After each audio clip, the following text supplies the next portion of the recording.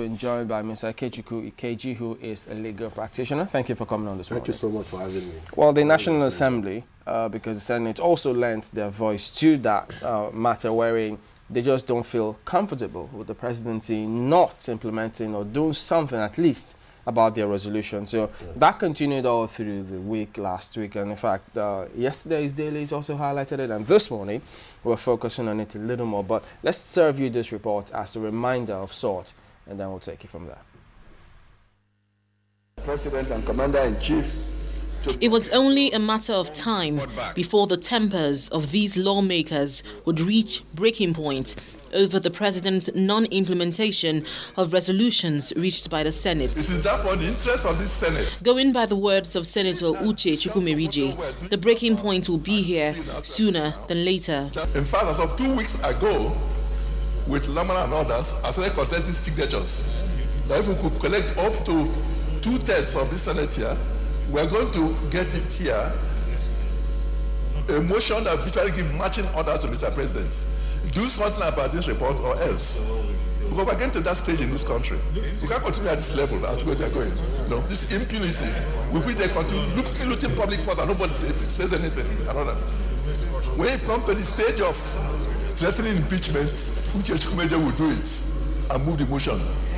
Please. There was nothing to suggest at the beginning of plenary that lawmakers would vent their anger on the president over the non-implementation of their resolutions. Senator Ifeanyi Okowa from Delta State had earlier led a debate for the amendment of the Bureau for Public Enterprise Act. The bill seeks to amend the Public Enterprise Act to provide further legislative framework for improved accountability in the sale of government assets. The amendment provides for not less than 5% of the shares to be offered to Nigerians to be reserved for the host communities of the public enterprises. The bill hit closely home for Senator Ahmed Lawan, whose committee had exposed irregularities in the sale of government assets. The BPE report, a product of this investigation, which was completed and debated in November last year, is yet to be implemented by the presidency. It is time that the BPE report, the resolutions of the Senate that had been passed to Mr. President for his action are considered forthwith. Further worsening an already charged situation were the remarks by the Minister of Information, Mr. Labaran Maku, who said resolutions by the National Assembly are only advisory. I don't think we need the Minister for Information or indeed any minister to remind us that our resolutions are not binding, just as we don't need to remind him that he was not elected. So we know that our resolutions are not binding, but you see, the decisions we take in this Senate, and especially regarding the resolutions, are all well thought of. They are born out of patriotism, they are well researched, and it's the amalgamation of the views of very responsible Nigerians, and to that extent it is very persuasive. With growing indignation against the executive by the National Assembly, it is not clear what the next step of the presidency would be. The executive needs to act swiftly before the impasse with the National Assembly gets out of hand. Linda Kibe, Channels Television News. All right, then, well, having seen that report, we'll just go straight into that. As a matter of fact, we understand that the Senate has invited the Minister of Information to appear before it tomorrow, perhaps to shed some more light on what that statement actually entails. Well, we'll see how that pans out. Well, just as we highlighted, yes, they want this, but it looks as if there's a new dimension which the National Assembly wants to tow on this matter. But first, yes, they keep saying it doesn't have the force of law, rightly or wrongly. Yeah, there we have them say, well, you don't need to remind us about that. Exactly. But can they just tell us about the legality of this first? Of what? Of the resolutions? Well, resolutions are resolutions for what they are. In other words, it's just a step before lawmaking. It is not law itself. But it will be a wrong action on the part of the executive not to take resolutions seriously, because these resolutions emanate from the representatives of the people. In fact, the executive is made up of only two elected representatives of the people, the president and the vice president.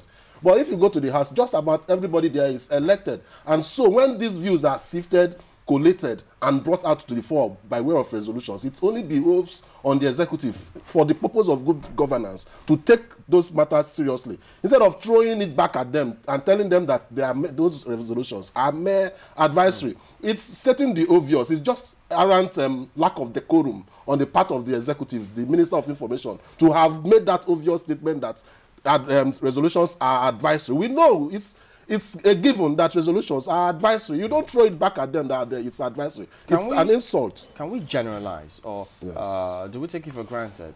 Or can we also say, would it be a fair assessment to say that comment from the minister is the thinking of the executive arm of government about those resolutions? Obviously, he's the speaker, so to speak, of the executive, and whatever he says represents the entirety of the views of the executive. And so we are going to be safe to presume and assume that this statement from the minister is what is on the mind of the executive. And to that extent, it does not augur well for good governance in Nigeria. You know, another issue that we're trying to look at here is for the fact that it's mentioned in the Constitution.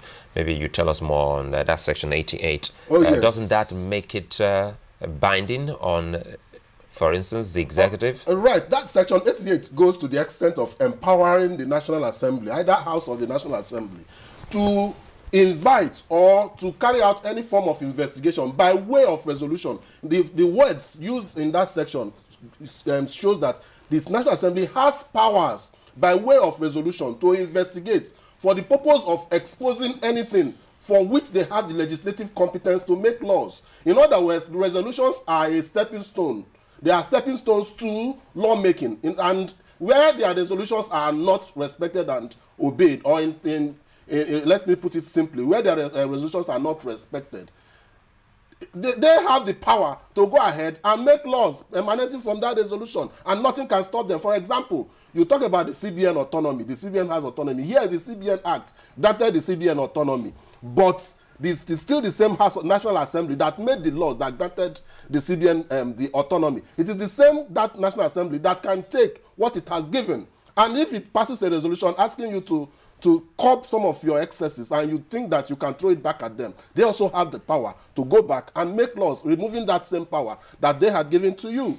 So by inference, well, I'm trying to look at this whole, if we said this is the ground norm, yes, that's the Constitution, yes, and Section 88 here is saying that they have the power by way of resolution, and whatever comes out of that resolution is not adhered to, it means, the executive, for instance, has flouted the Constitution, because if you say that we're taking inference now from the Constitution, if we have it here on Section 88, and it's also talking about powers to make resolutions on issues, on matters, or to carry out investigations. So even though it doesn't tell you what happens to that, to the outcome of the investigation, it means that it has powers to carry it out. Yes, it has the powers to carry out, to resolve, so to speak, to make resolutions to the effect that any act of the executive can be brought into investigation, can be looked into for the purpose of either exposing wrongdoing, fraud, or for the purpose of making laws for good governance. And to that extent, it is just natural that when